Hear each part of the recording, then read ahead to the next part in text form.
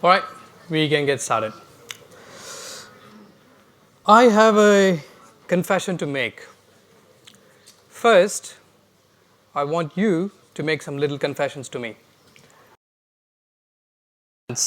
How many of you faced issues in browser automation? Not yet. I can see the excitement. Not yet. Questions are on the way. How many of you faced issues when working out manually, but fails when you run in automation? Now is the time for show hands. How about issues when you run locally, it passes, but when you run remotely, it fails? Amazing. How many of you faced issues when you run in one browser, it passes, but when you try running same script in different browser, it fails? I love this excitement. But this is not my confession. My confession is, I am an open source enthusiast. I've been a tester, I've been a consultant all my life. I've worked with various different clients, looking at various different problems. But in my 10, 15 years of journey, it's actually doing more harm than good. Because it's about perceptions, right? It's about how people perceive things. And it holds good true for any decisions that you might take in maybe choosing a browser automation framework or looking at things different ways, right? And here is a quote from a famous American psychologist, Virginia Satir. So this quote emphasized the fact of how one could go differently by looking at someone's limited knowledge on, say, a narrow views, or having some limitations towards those thought process, right? So, and that's why I'm here today, to teach you or to share my learnings, being in different companies, experiencing different problem statements, working in open source projects like Selenium, Appium, Protractor, Serenity.js, bringing in those collective experience, and going to give you an unbiased view about the state of browser automation in JavaScript, right? Here we go. So, a little more of exercise. How many of you use JavaScript? TypeScript? Yeah, still counts. It's all the same family. That's good. Last time when I asked this question on a different presentation, there was only a few hands, but it's good to really see people are starting to use JavaScript. All right, next up, how many of you use open source browser frameworks? Okay, that's cool. And how many of you use internet? Cool. Yeah. I mean, we're all contributing to those 5.18 billion of users who are using internet, right? So the reason for having this slide especially is to emphasize more on what we're contributing to as quality engineers, right? So we're making sure those digital products are getting up to a seamless experience from a digital perspective. So how many of you know this guy, Tim Berners-Lee? Yeah, he's the father of web. He's the guy who founded web, Tim Berners-Lee. He himself said in a recent interview that he hasn't seen the full potential of web yet.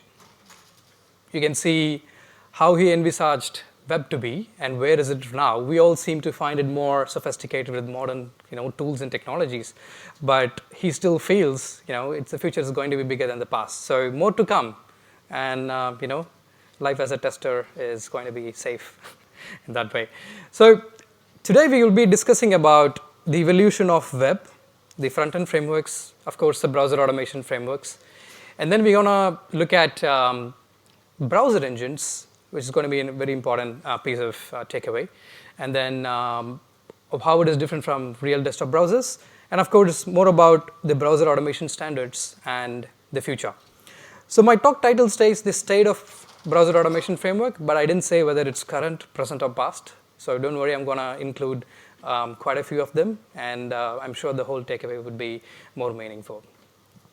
And especially, if you also notice in my title, someone asked me in a hallway track when I was having a coffee, why specifically JavaScript? Is it intentional?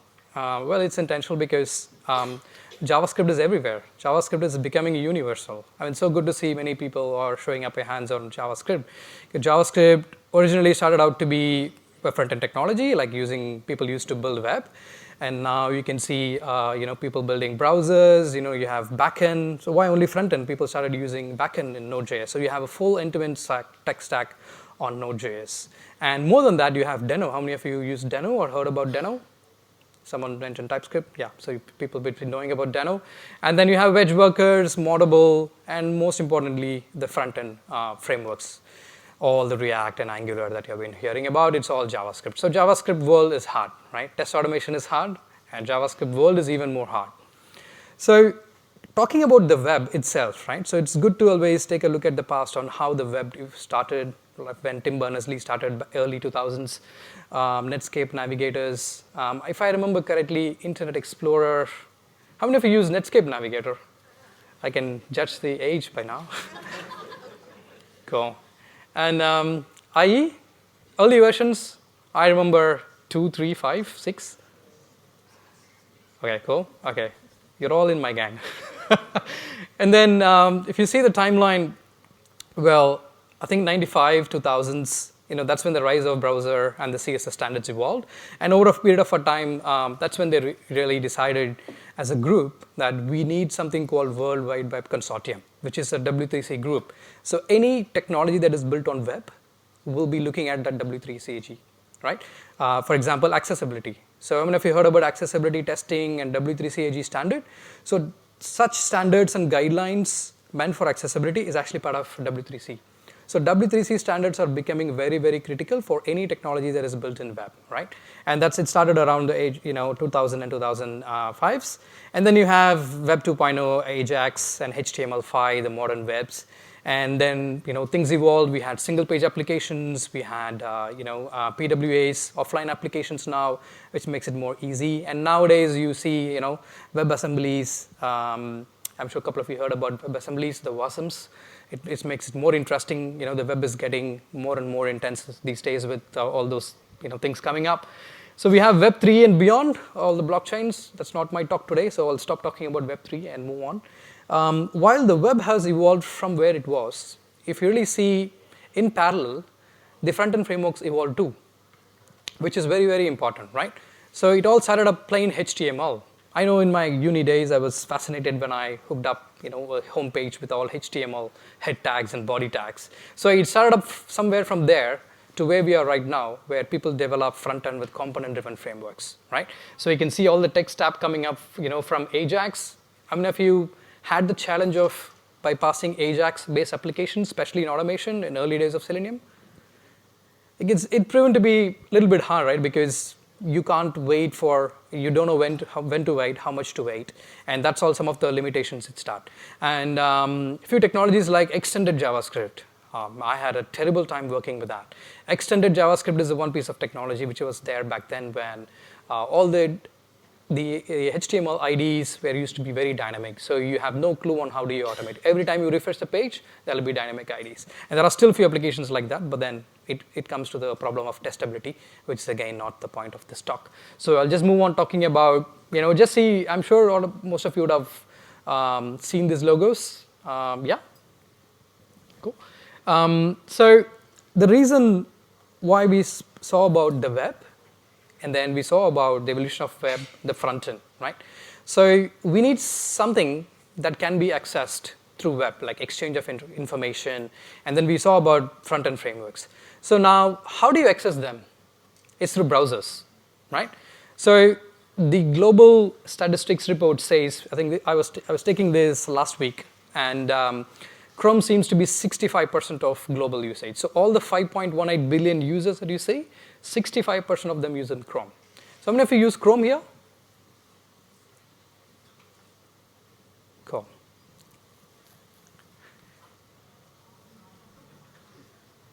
And how many of you face this? I mean, we complain and we use them, right? And it's the perception. So we are trying to get used to it. I think that's where the perception should change, right? When Google Chrome users are trying to look at various options, okay, what else do I got? I'm tired of Chrome. It's eating up all my RAM. You got, barring the Firefox logo, you have Brave, Opera, Microsoft Edge. Recently, Microsoft Edge started using Chromium as an engine. I'm sure most of you would have heard about it, right?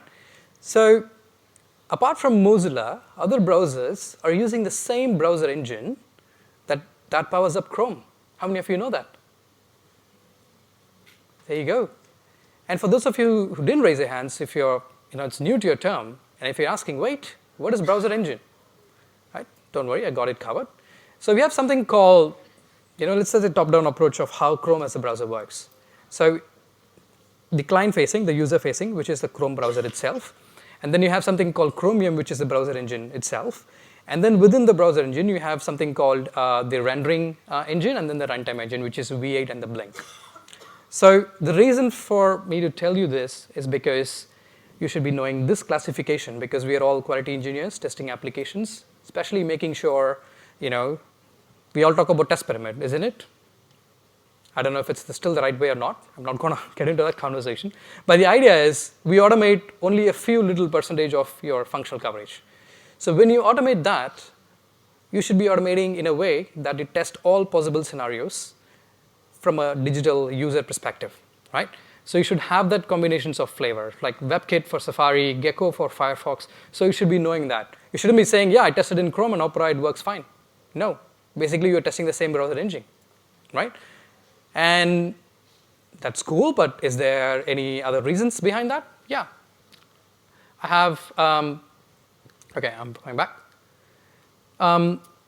This is again something that I talked about in the agenda slide. So testing on browser engine is not the same as testing at real desktop browsers. How many of you agree to that? Very few. Okay, let me try to change your mind, right? That's where I said it's been hard all these years. So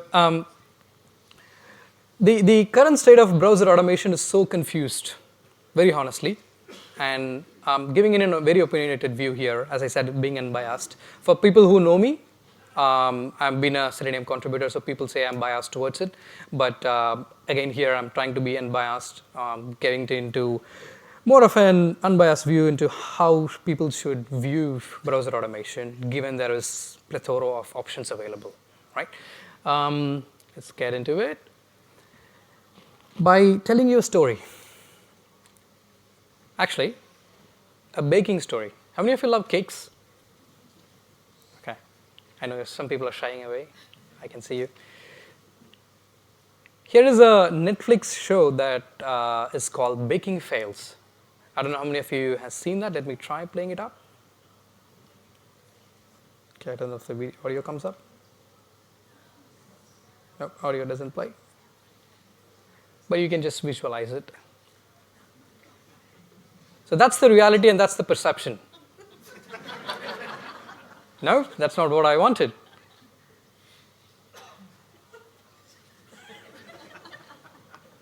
There you go. So let's do a little bit of role play on my story, right? So consider chefs, like to bake a cake. You imagine you're a chef, and then you need an oven. You need of course, you're trying to bake a cake, and then you have end users who are going to taste the cake, to make sure you actually baked a cake, but not something else. So chefs being web developers, right, who was trying to create websites, and ovens being browser engines, which basically render the UI, right? And then the cakes, the web page itself. And then you have end users as a customer. So in the captivating world of web development, right? So picture yourself as a talented chef, as we saw in the role play. So we did the rehearsal. Let's now get into the story. You're ready to bake a delicious cake, right? In this case, it's a web page. And as you start putting together a recipe, of course, it's the web page code. And you put your heart and soul aiming for perfection, right? You don't want it to be the reality, the cake that you saw out there, right? So now here's a catch. So you have an assortment of ovens in your kitchen. Okay, honestly, I'm not very good at it. So I'm going to leave it up to you to figure out how many different types of ovens are there. I only know one is microwave and the other one is grilled, which is very different. People use it for different purposes. But you can't bake a cake the same way in all these different ovens. How many of you agree to it? It's very straightforward. So similarly, when your web page encounters different browsers, in this case, as I said, our ones are more like browsers, right? So it will render things very differently. So that's how you should perceive things, right? So when your web page encounters browsers, it might appear and behave slightly different. And here the main focal point that I want you to focus on is, as web developers or as chefs, in this case it could be quality engineers, you should be aware of the little mistakes that it can happen and not just be satisfied with, yeah, I tested with one browser and it works and I'm fine with it, right? So remember, my fellow chefs, you're all chefs for the session. So when you try to bake a cake, make sure you understand all this and not try to bake the same cake at very different ovens. So something goes well for something and very specific thing in that case. So we can fine tune our creations and ensure we have a delightful experience. So that shows the 3 different generation of chefs baking different cakes and not at the same oven, right? I mean, of course, it's a different sort of oven. So the key factor is test on real browsers, right? So as I was speaking with one of my friend in Planet, Joel, he was coding on a very different instance, which I told him, okay, I'm going to steal that code for my talk because it's more relevant. So he was saying, if the only tool you have is hammer, you're going to start treating all your problems as nails, right? And that's exactly it's suited here.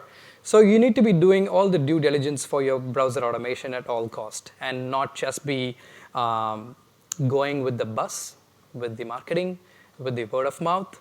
It works well for me, it's fast. It might not work fast for you, right? And that's the key. That's what you need to understand.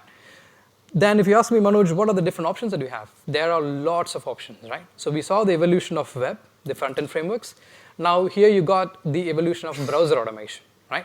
So it all started 1990s early when the HP Mercury QTP days were there. That was the popular, and then we had the IBM RFTs back then. And then Selenium started, so people started moving into the open source world. Around 2004, Selenium RC was there, and then Grid, WebDriver, and then there is a tool called WebDriverIO that gets started. And in fact, WebDriverIO was the first project in JavaScript. Even the official Selenium team didn't start JavaScript back then. Then they realized the need for having a JavaScript version of Selenium, and then they started it. And then headless browsers. Well, this is RIP. Just because of reason that people started realizing testing on headless browsers is not the same as, not going to give the same user experience, right? But I'm talking about not as a concept. If you ask me as a concept, is it good? Well, it's debatable. It's another 45-minute talk, which I'm happy to deliver at a different point in time. But for now, the reason to have this is because Phantom.js. So Phantom.js was a beautiful project which helped you run things on headless mode. Then they tried to deprecate it on 2017. That's why you see 2011, 2017.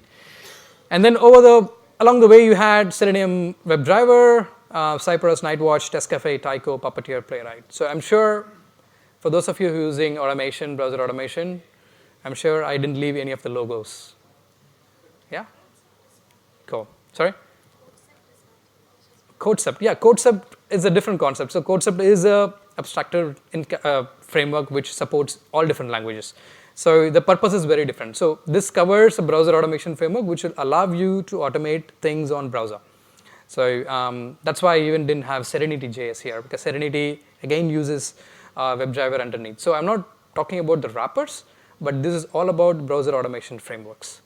Like if you ask me why WebDriver here, the reason being WebDriverIO is still a JavaScript project, but it uses underneath the WebDriver implementation, the W3C implementation.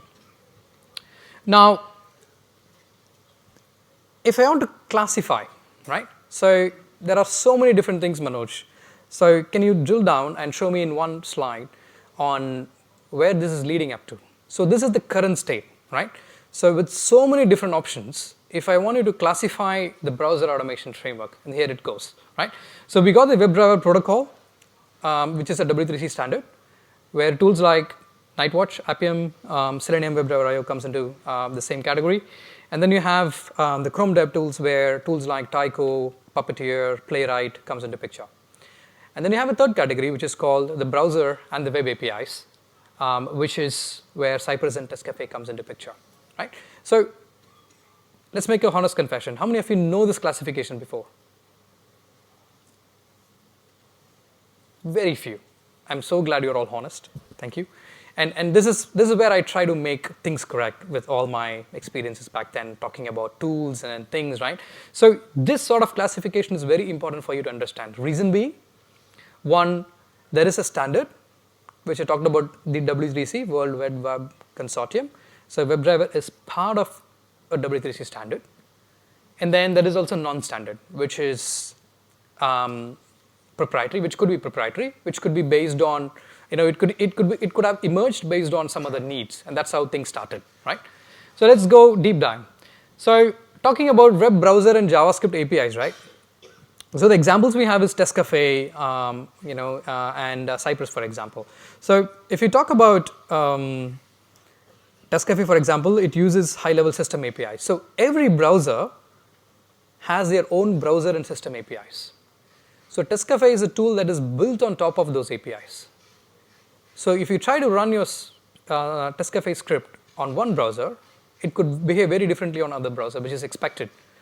But that's what, as a tool, the company behind it, trying to wrap that up and give you a seamless experience. I'm not here to comment on how it works, but I want you to understand. I'm giving you ideas and things how it works behind the scenes, and I leave it up rest to you to make the decision, right? So that's how it works. Every browser, Mozilla has their own browser APIs. Safari has their own browser APIs. It's based in WebKit. Apple, I don't have to talk about it. You know how highly secretive about their development, right? So they don't expose those APIs very much outside. And then when I was preparing this talk, I also noticed that Testcafe documentation shows they also use CDP, which was very new to me, which I didn't know before. So that's a learning for me. So if you're someone who's using Testcafe, you can be using both CDP protocol as well as the browser API protocol. So that's where the difference is.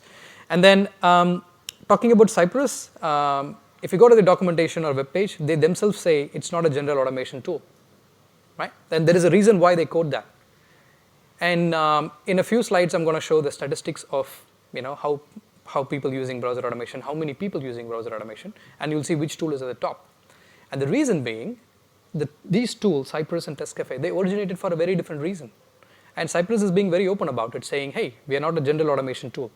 And if you're trying to bake everything inside it, then don't come and blame me. And this is what I want you to understand, right? Now, talking about Chrome DevTools Protocol. So Chrome DevTools Protocol is again proprietary, right? It works best in Chromium browsers.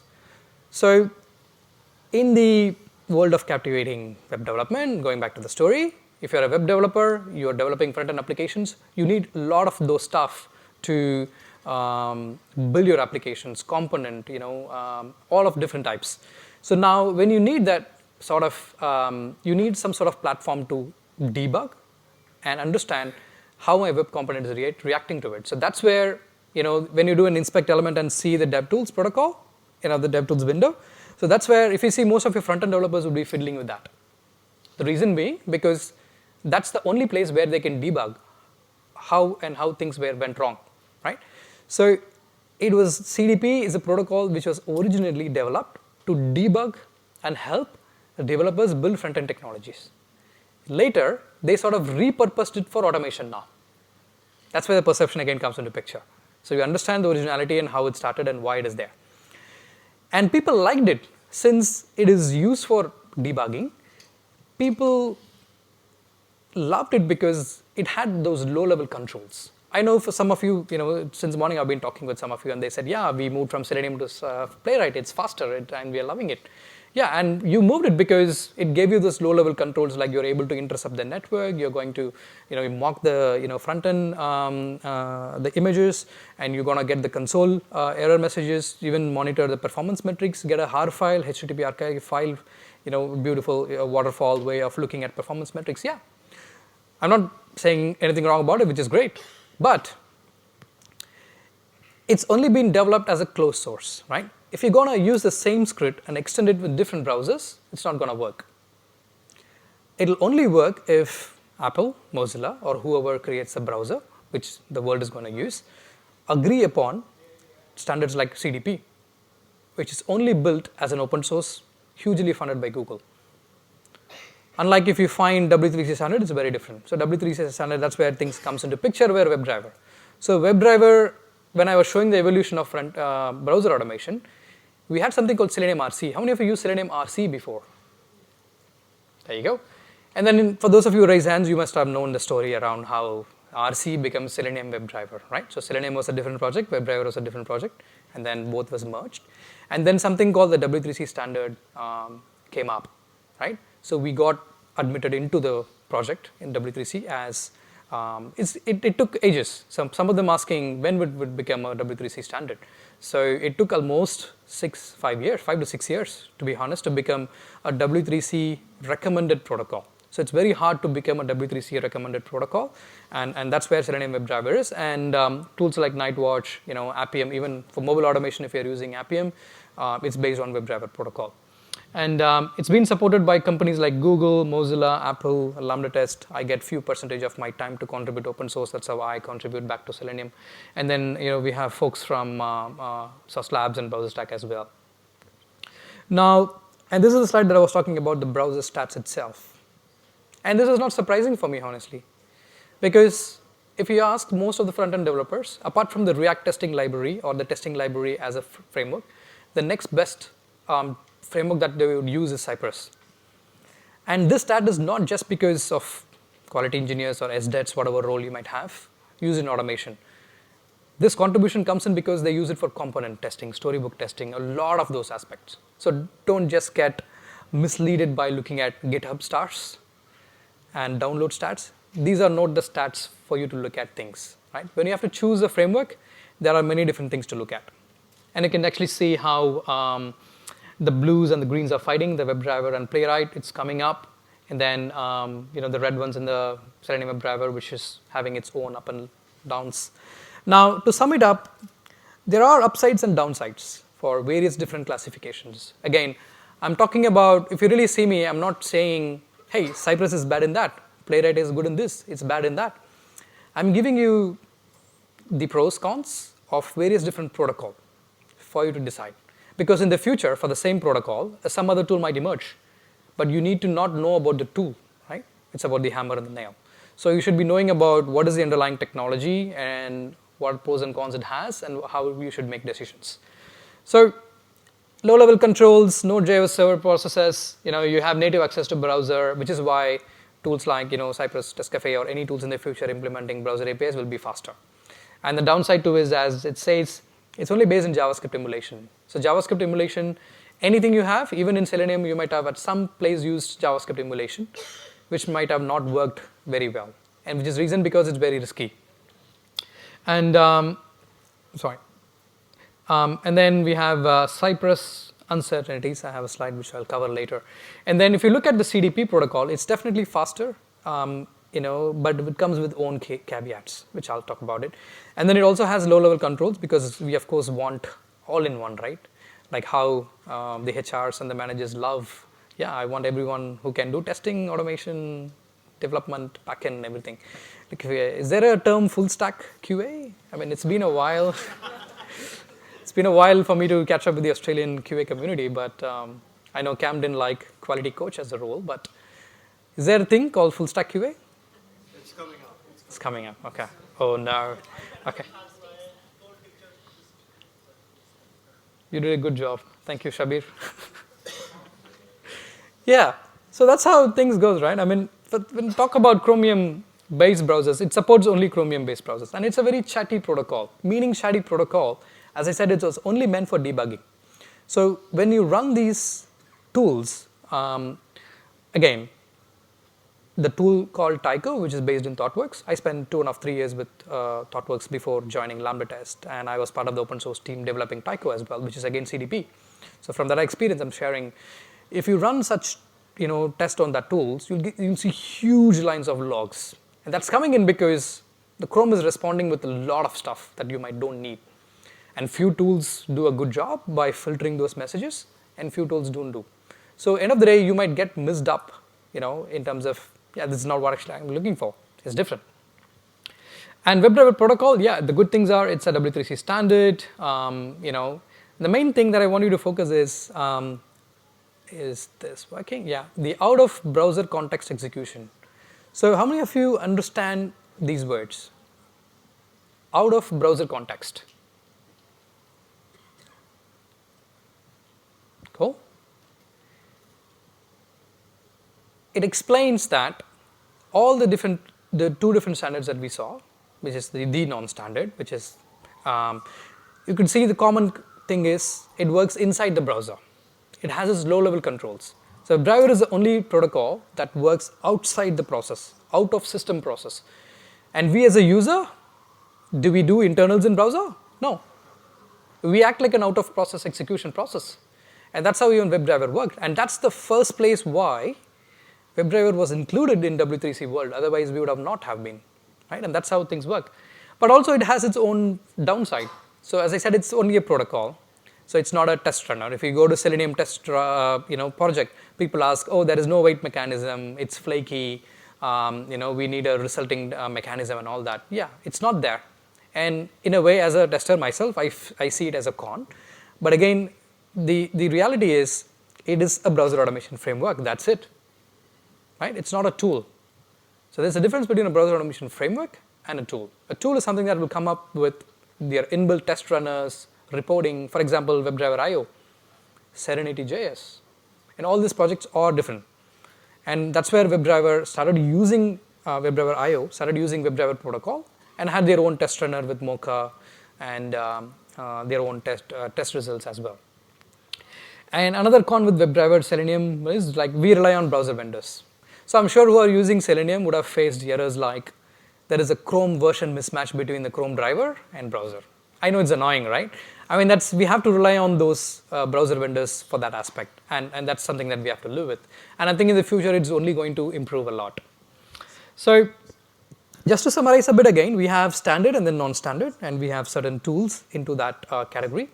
Now, WebDriver is a browser automation protocol defined by W3C. And Chrome DevTools CDP protocol is something that is defined proprietary by Chromium from Google, right? Now, what's the future? There is something called WebDriver bidirectional. That's going to be the future in my opinion. I'll tell you why. It's a new standard, right? It's a new standard for browser automation protocol. The future of browser automation lies within the BiDi, right? So there are some fundamental differences between WebDriver and CDP. WebDriver is an interoperable standard. CDP is not interoperable. I hope you can understand the differences, right? So it's a way for you to communicate and work with all the web technologies. And in contrast, CDP is more efficient, but it's also less interoperable. WebDriver is more interoperable, but less efficient in terms of the low-level controls as a user we need. So that's where the difference is, right? So that's why in 2020, the W3C group from W3C group is nothing but an open group of developers like you, me, who are interested in betterment of browser automation in the future.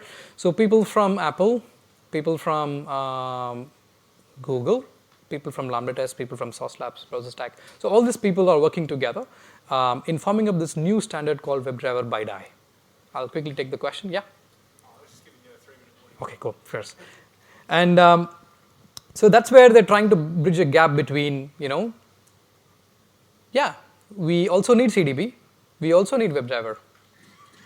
But imagine bringing the best of both worlds together. That's what WebDriver BiDi is for you. So in short, we call it BiDi, but it's actually bidirectional, right? So WebDriver BiDi is the future of cross-browser automation, as Google itself says. So the vision for WebDriver BiDi, if you ask me, is write test using any automation, any favorite tools, and execute it any browser drivers. That's the vision of BiDi. How cool it sounds. Yeah, that's the future. It's going to come. And that's the difference. If you ask me, how is it different from WebDriver? This is the difference. So in the WebDriver world, we have a user and then a browser driver or Gecko driver to work with, Chrome or Firefox. And then it works on HTTP, which is expensive, call, makes it slow. That's why you feel Selenium is slow.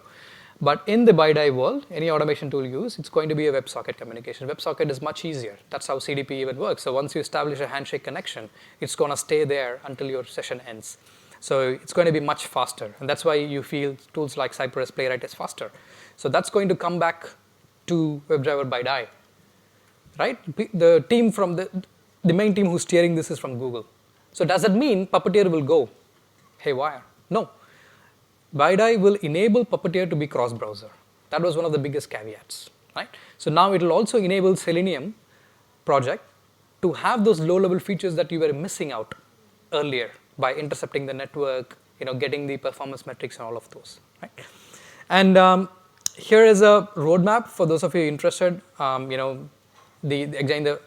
you understand the vision, the main thing is to solve the real-world end users. So I quickly run through logging of console messages, extracting content, printing to PDF.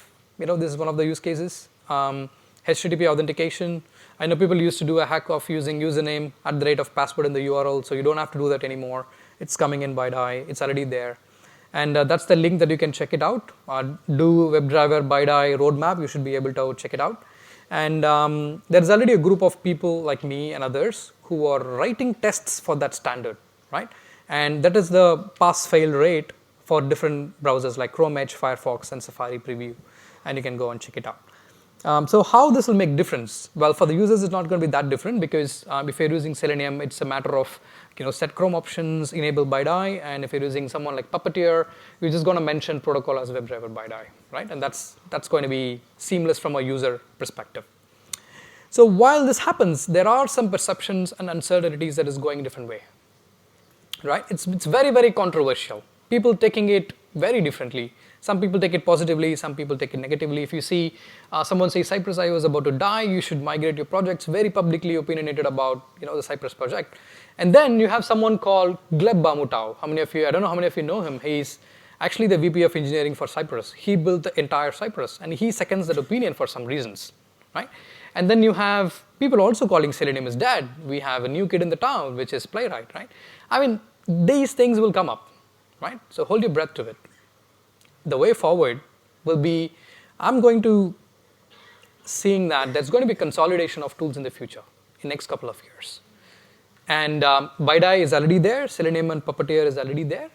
So we spoke about Cypress, and Selenium with some perceptions, and we saw BiDi. And interestingly, Playwright. So Pavel is a guy who worked in Google, who built the entire Puppeteer.